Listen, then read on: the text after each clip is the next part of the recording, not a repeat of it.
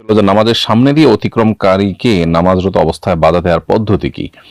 কোনো ব্যক্তি নামাজ পড়লে তার উচিত হলো নামাজের সামনে এমন কিছু রাখা যাতে করে তার বাইরের অংশ দিয়ে মানুষ হাঁটাচলা করতে পারে।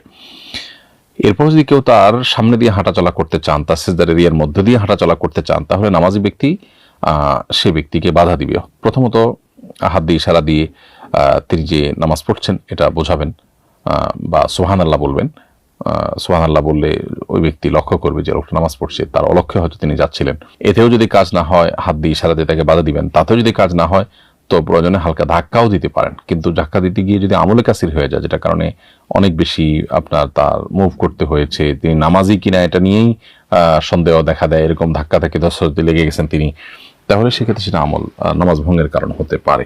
অতএব আমল কাসির না হয় এরকম করে হাত বাঁধা থাকলো, আরেক হাত দিয়ে ধাক্কা দিলেন, এভাবে তিনি বাধা দিতে পারেন, কারণ হাদিসে এখানে বাধা দেওয়ার কথাও কিন্তু রয়েছে।